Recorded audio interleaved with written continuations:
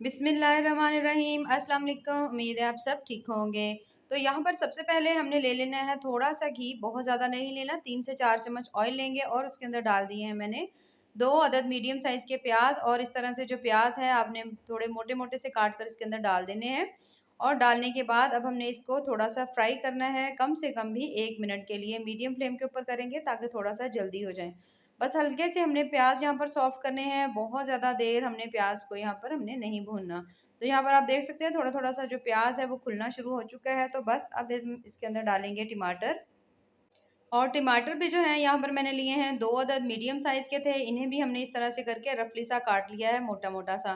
तकरीबन 1 मिनट तक आपने प्याज जो है मीडियम हाई फ्लेम के ऊपर भून लेना है हल्का-हल्का सा। जैसे आप देखें कि प्याज सॉफ्ट हो गया है, तो उसके बाद हमने इसमें डाल देने हैं टमाटर और उन्हें भी हमने कुछ देर के लिए फ्राई कर लेना है। तो यहाँ पर आप देख सकते हैं टमाटर हैं, प्याज हैं, तमाम चीज़ें हल्की-हल्की सॉफ्ट हो चुकी हैं, पक चुकी हैं। तो बस अब इसके साथ ही मैं इसमें ऐड कर रही हूँ अदरक लहसुन।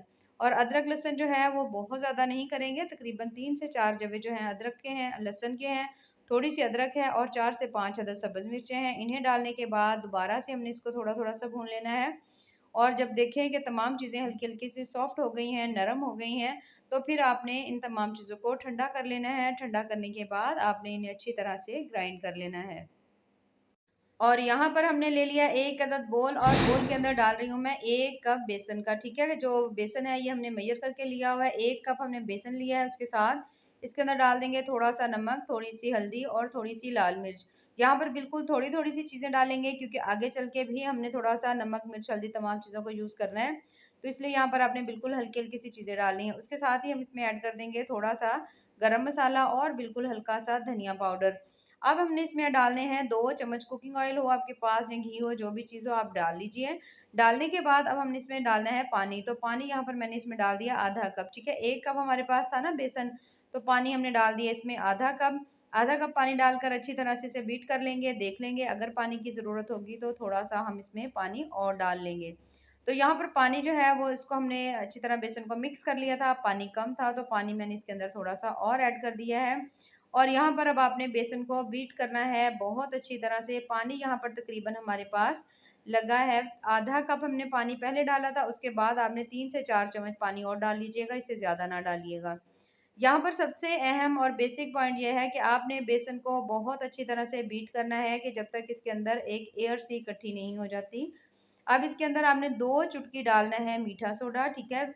अब इसे डालने के बाद दोबारा से आपने अच्छी तरह से बीट कर लेना है। जब आप देखो कि बहुत ज़बरदस्त बीट हो गया है, कम से कम भी आपने इसको चम्मच की मदद से, हाथ की मदद से बीट करने 2 से 3 मिनट ज़रूर करिएगा, ठीक है? तो अब बीट करने के बाद इसे चेक करने का तरीका ये है कि इस तरह आपने किसी बोल में पानी वगैरह ले लेना है और चम्मच की मदद से बेसन जब आप इसमें डालेंगे ड्रॉप्स में, तो ये देखिए ऊपर तैरना शुरू हो जाएगा। ये देखिए मैं आपको दोबारा से दिखा रही हूँ।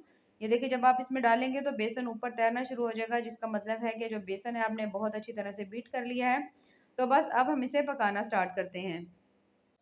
और यहाँ पर पकाने के लिए हमने ऑयल ले लिया है। ऑयल लेने के बाद जैसे ही ऑयल थोड़ा-सा गर्म होगा तो आपने बिल्कुल छोटी-छोटी सी इसके अंदर फुल्कियाँ सी डालनी है, बहुत ज़्यादा बड़ी नहीं डालनी।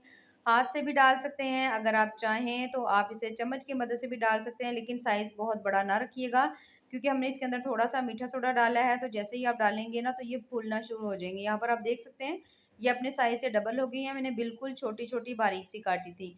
तो इसमें डाली थी। अच्छा यहाँ पर जैसे ही आपको लगे कि इसका कलर जो है वो लाइट गोल्डन हो गया है या गोल्डन ब्राउन हो गया है, तो फिर आपने इसे निकाल लेना है। और सेम इसी मेथड को फ़ॉलो करते हुए आपने बाकी तमाम जो बेसन है उसकी इसी तरह से फुल्कियाँ जो हैं वो तैयार कर लेनी है। यहाँ पर देख सकते हैं ज़बरदस्त माशाल्लाह तैयार हो चुकी हैं। तो यहाँ पर जो बचा हुआ ऑयल था उसके अंदर हमने डाल देना है जो हमने मसाला तैयार करके रखा हुआ था ना प्याज़ का, उसमें अदरक था, लहसुन था, टमाटर था, उन तमाम चीज़ों को हमने अच्छी तरह से ठंडा करके ग्राइंड कर लिया था। मसाले को तब तक भूनेंगे जब तक कि ये ऑयल नहीं छोड़ देता। तो यहाँ पर मैंने मसाला काफ़ी हद तक अच्छी तरह से भून लिया। आप देख सकते हैं ऑयल इसने छोड़ दिया है। इसके ऊपर मैंने ढक्कन लगा दिया था कि कुछ छींटे वगैरह ना पड़े।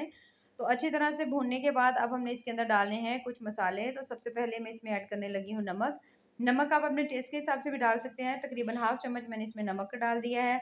हाफ़ चम्मच इसमें हल्दी का डाल रही हूँ और तकरीबन 1 चम्मच भरकर हम इसमें डाल देंगे लाल मिर्च का। इन तमाम चीज़ों को डालने के बाद दोबारा से हमने अच्छी तरह से इसे पका लेना है, कुछ देर के लिए भून लेंगे, जब तक कि मिर्चों का जो कच्चापन है वो ख़त्म नहीं हो जाता।